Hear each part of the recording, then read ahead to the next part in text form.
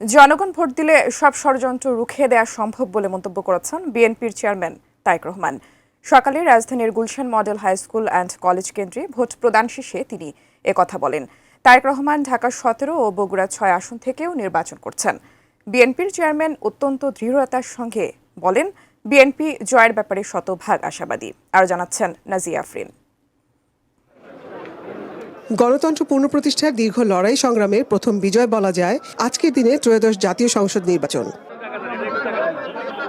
BNP chairman Tarique Rahman সকাল 9টা 40 মিনিটে Gulshan model high school and কলেজে আসেন স্ত্রী ডাক্তার জুবাইদা রহমান ও কন্যা জাইমা রহমানকে সঙ্গে নিয়ে। তারা তিনজনই ঢাকা 17 আসনের ভোটার। ভোট দেওয়া শেষে সাংবাদিকদের আশাবাদের কথাই জানালেন তারেক রহমান। বলেন, ভোটাধিকার প্রয়োগের মাধ্যমে একটি নতুন গণতান্ত্রিক বাংলাদেশের সূচনা করবে বাংলাদেশের জনগণ। আজকে তাদের অধিকার প্রয়োগ করবেন এবং একটি গণতান্ত্রিক বাংলাদেশের সূচনা করবেন।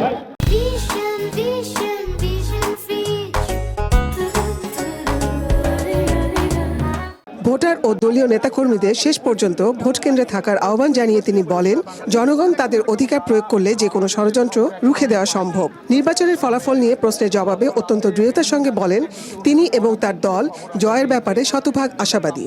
আমি ব্যক্তিগতভাবে দৃঢ়ভাবে বিশ্বাস করি, বাংলাদেশের মানুষ আজকে সারাদিনে বেরিয়ে এসে যদি তাদের অধিকার প্রয়োগ করেন, ভোট দেন, ইনশাল্লাহ যে কোনো ষড়যন্ত্র রুখে দেওয়া সম্ভব।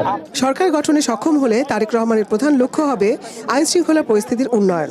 আমরা জয়লাভ করলে সবচেয়ে বেশি যেটা আমাদের কাছে প্রাধান্য পাবে সেটি হচ্ছে দেশের আইন শৃঙ্খলা পরিস্থিতির উন্নয়ন, যাতে মানুষ নিরাপদ বোধ করে, সমগ্র দেশে সাধারণ মানুষ যাতে নিরাপদ বোধ করে, এটি হচ্ছে আমাদের সবচেয়ে বেশি প্রায়োরিটি। নির্বাচনী ইশতেহার অনুযায়ী নারীর মূল্যায়ন এবং ক্ষমতায়নের জন্য প্রথম দিন থেকেই কাজ শুরু করার প্রতিশ্রুতি দেন তিনি।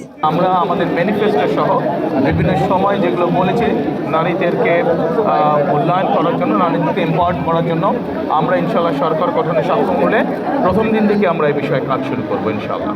Nazia Afrin, ATN news, Dhaka.